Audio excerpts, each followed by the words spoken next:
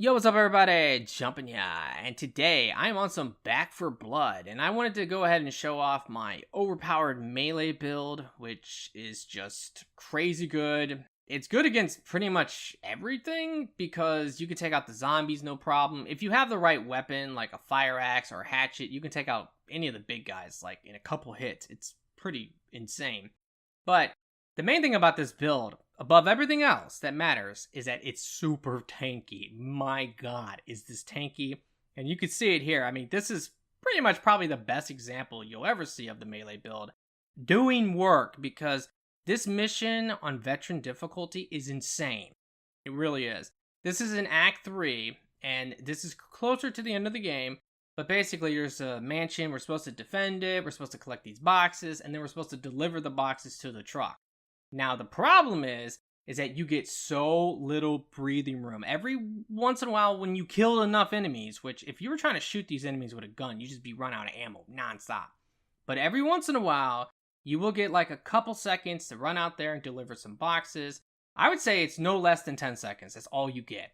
And when you're running back, I mean, you'll have zombies on you. Like right there, for example. There's zombies all over my friend just because he probably took a little long there to actually try to run out and deliver the boxes. And yeah, you can do like multiple people at once. It's fine if you have the opening, but it's really easy to mess that up and think that it's clear and it's not clear, and then you're screwed, because if you die out there, it's trouble. It's a lot of trouble. But the main thing about this is that this build can just stay alive. I mean, it really can, because you're getting a lot of temporary health. That's the whole like thing. You have tons of damage resistance and temporary health. And as long as you can like do damage and kill like the small zombies, that's really all that matters. If you have like a different weapon, like I said, a hatchet or a fire axe, you can take out the big guys. My friend, we're actually doing double melee build because we were struggling on this mission, trying to figure out like what can we do to get this done. And I kind of said, okay, you know what we should do or try? Let's try double melee build.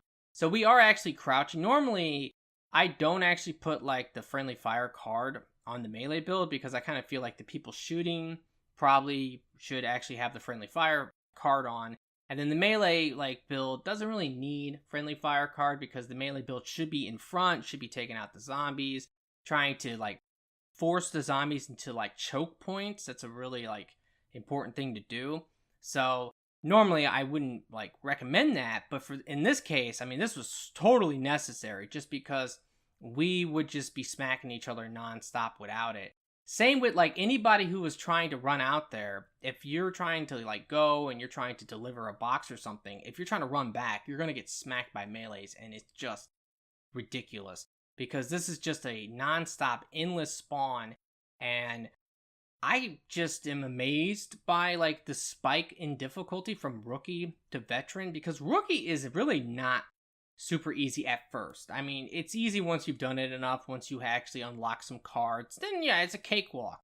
But when you first start playing, especially if you're playing with randoms, it can be rough. It's like actually pretty bad. If you've been playing this game, you probably know this, and if you've been watching things about this game, you probably know this, but like a lot of people are really calling for them to nerf the difficulty of this game.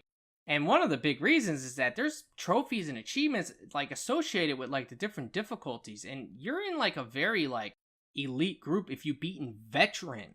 Okay, now if you have beaten the hardest mode, which is nightmare, you're in like a group that is, I don't even know, literally there's like so few people I imagine who has beaten not veteran, but who has beaten nightmare.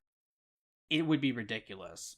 But yeah, this build is insane. Like, I end up getting a ridiculous amount of kills from this mission just because of like how this mission works.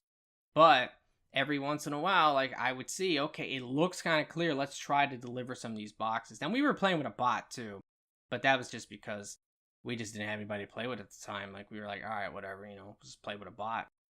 And the bot sucks, but still, whatever. Like, I don't care. We got the mission done. That's all that matters. And yeah. Now, I guess I should quickly like mention like, the different classes that are good with this, or I say classes, but really, the characters. You have Holly. She's awesome because this build is so tanky. Like, it has an amazing amount of damage reduction. And Holly actually gets damage reduction. Plus, when she gets a kill, she gets stamina, so it makes it easier to swing your weapon. But if you're watching this, you can see I have no problem swinging my weapon. And then you also have Ivalios, who he can break out. So I don't know, I think he's really good too if you want to do melee. But if you want to do double melee, this is the way to go for sure. And double melee does work. Now check this out at the end. I have a ridiculous amount of kills. And yeah, this build is pretty amazing. Alrighty guys, I'm going to go ahead and break down this deck for you, but I'm going to do you one better. I'm going to try to explain how to get some of these cards if you haven't got them yet. Now the big downsides to this deck is that you do have to go down every supply line to actually get all of the best cards for it. But it is totally worth it because in my personal opinion, this is probably the best deck in the entire game. Because with melee, you don't have to worry about ammo. And if you're playing with a full group of human beings, ammo can be a problem. Especially if multiple people are trying to use the same weapons. Especially if you're playing with randoms, it can just be a nightmare. So with a melee, you don't have to worry about that at all. So that's really nice. And another thing is that you have amazing offense. You can easily take out any of the zombies, any hordes. And if you have the right weapon like a hatchet or a fire axe, you can easily take out any of the big guys, the mutations. Plus, you have all this defense. You don't have to worry about healing. It is just amazing. Now, one thing I wanted to quickly bring up is this Breakout card. Because I know someone's going to probably say, well, what about Breakout? Breakout is amazing.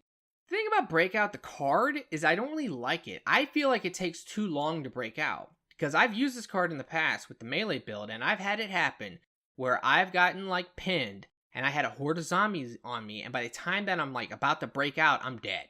So to me, if I'm worried about getting pinned and I need to break out, I'll just play Ivalios.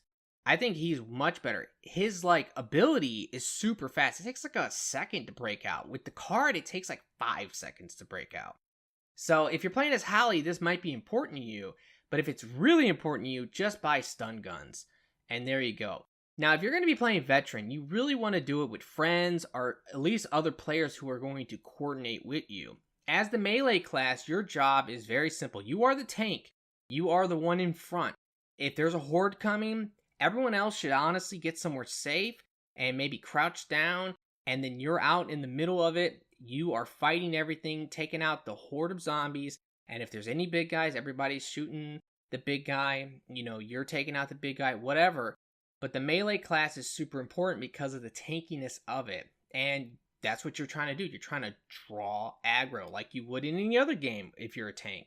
So that's a very, very important thing. So if you get pinned, your teammates should try to free you like as best as they can because it's very important to keep you alive and unpinned.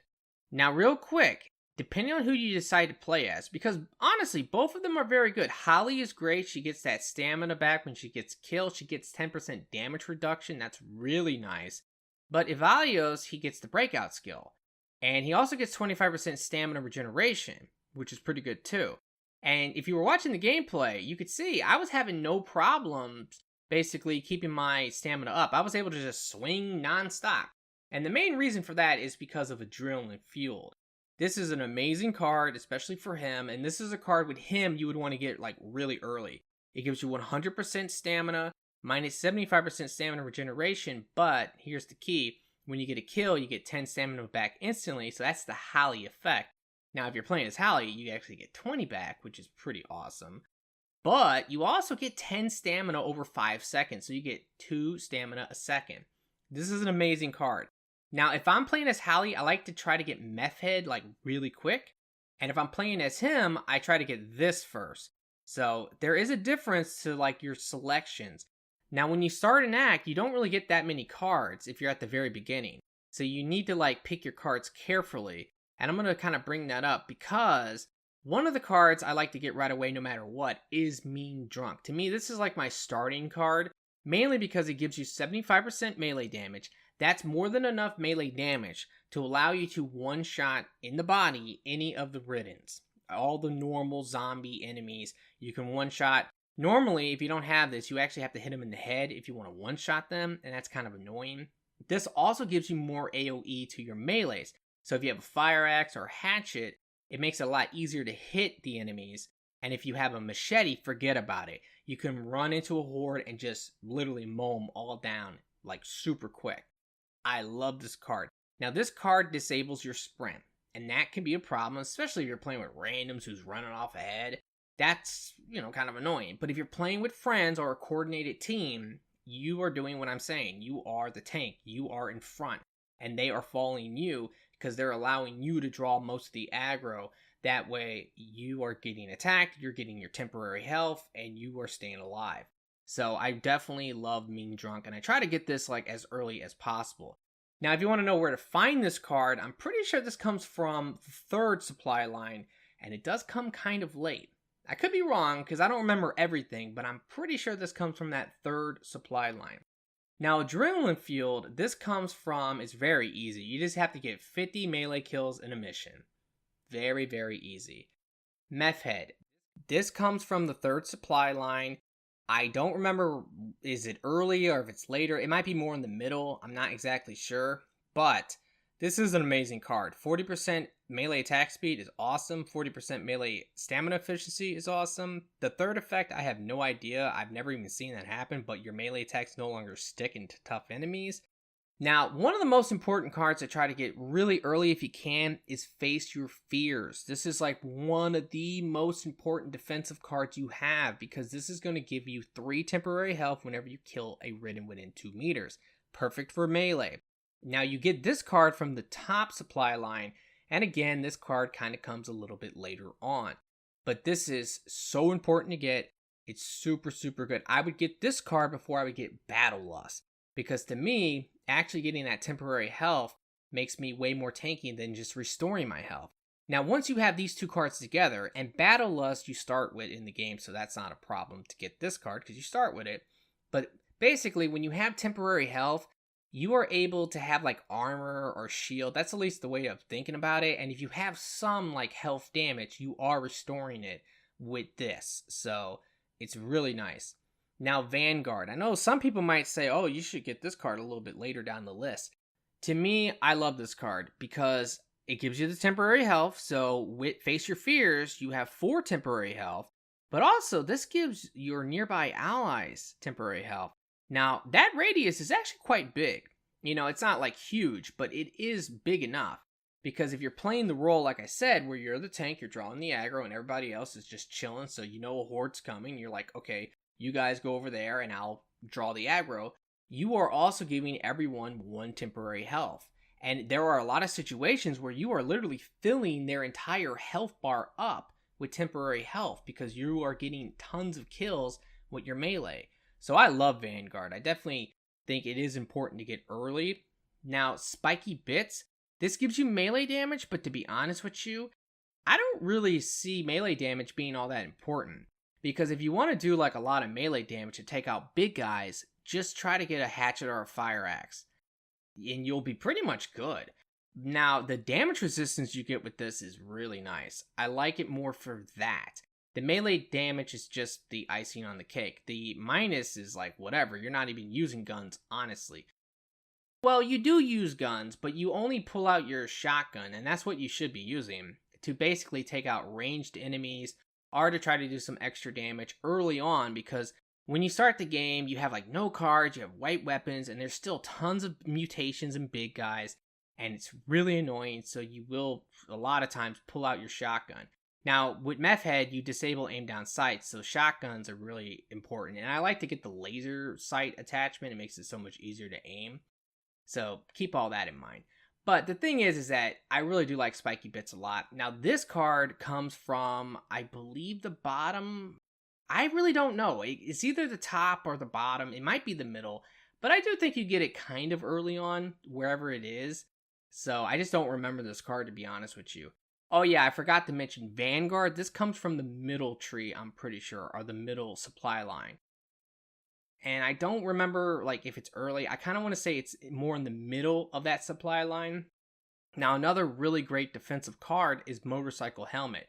There are other cards you could actually use to give you some damage resistance and some health, but this is definitely the best one. We've already disabled our aim down sights because of Meth Head, so whatever, who cares. And yeah, this gives you 15% damage resistance and 10 health. It is amazing. Now, you get this card from the middle supply line, and it is pretty late. So you do have to go down that supply line a lot. Same with this card, Numb. This comes from the middle supply line. You get it pretty late. But again, this is an amazing card because you get 15% damage resistance when you have temporary health. So to me, these are the most important cards to get. This is what's going to make you so tanky and practically unkillable if you have all these together. And to me, these are the ones you want to get as early as possible. Everything else here is just like the icing on the cake. Now, here's a card that I have it actually like higher up on the rotation. You could potentially lower this down. You could potentially not even use it. I've been kind of testing it out. And so far, I really like it because if you think about it, this is scar tissue. What it does is that you take 1 less damage from all ridden. So what that means is that let's say a zombie will normally hit you for 3 damage. Now, the zombie hits you for 2 damage. So that's a 33% damage reduction. That's insane when you think about it, right? Another thing about this is that one of the most annoying things in the entire game are the reekers. And the ones who spit the acid at you, they are so annoying. If you're sitting in that acid, which happens a lot, you are ticking for, let's say, 2 damage a second. With this, you're ticking for 1 damage a second. That's a 50% damage reduction. So I definitely think scar tissue has a lot of potential. Now, you could argue as well, if a tall boy comes and hits you for 19 damage, this isn't all that great. But for everything else, I really like it a lot. Now, one of my favorite cards in the game is Berserker. I love this card. It's so much fun. You get melee damage, you get melee attack speed. That's a big thing because when you build this up, you can just start attacking so fast with your melee. And you get movement speed, which is nice because we can't sprint. And this allows you to move like pretty quick. Now that's for 4 seconds, but when you have like a horde coming at you, you build this up to 10 so quick. It is awesome. The thing is that, is there really a point? That's what I've kind of determined because I'm able to pretty easily clear hordes without this. I don't really need this to do it. And the best thing about it is when you are clearing like a lot of zombies and then like a big guy will come at you and now you're swinging super fast on them and you just melt them. It's very, very cool, but I put it lower down because I just don't think it's all that important. Now to get this card, you have to get 500 melee kills. That's it, just 500 general melee kills. Scar tissue, I forgot to mention, you get this from the middle supply line. And again, I'm pretty sure this is pretty late. So these 3 cards right here, you get pretty late in that middle supply line. Ignore the Pain. This is another very good card. You get 20% melee damage against mutations. Now what's really great about this card though is I love the fact that when you hit a mutation, you don't have to kill them, you just hit them. You get temporary health and you get 3 stamina. So that's very, very cool. This card you get from the middle supply line. So again, at least I think you do. I could be wrong on that, but I believe you get it from the middle supply line. And I think this card is more in the middle. Batter Up, I think you start the game with this card. It's 50% melee damage, 5 health. Hey, that's pretty good, you know, I'll take that, why not? And Marathon Runner, I have this so low on the list because I don't really use it. Now, this would be a card you could use if you're going to go play Rookie or you're going to play with random people. Because if they're running ahead of you and you have Mean Drunk on and you can't sprint, this does allow you to strafe a lot faster, so it really does improve your movement speed, especially with the Fire Axe. The Fire Axe has terrible movement speed, but with this, you can actually move fairly decently. So this is a way to kind of counteract it. It disables your sprint, but that's fine because you're only using it because of Mean Drunk, which already disables your sprint. So that's pretty much it. Remember, down in front, this is kind of a circumstance thing. You could argue maybe you should be crouching, everybody else shouldn't be using this card. But in my opinion, I think that the people shooting guns should be using this and crouching, and the melee guy is basically just walking around, killing everything, and everyone else is just following the melee around, because the melee is the tank, and the melee is drawing the aggro.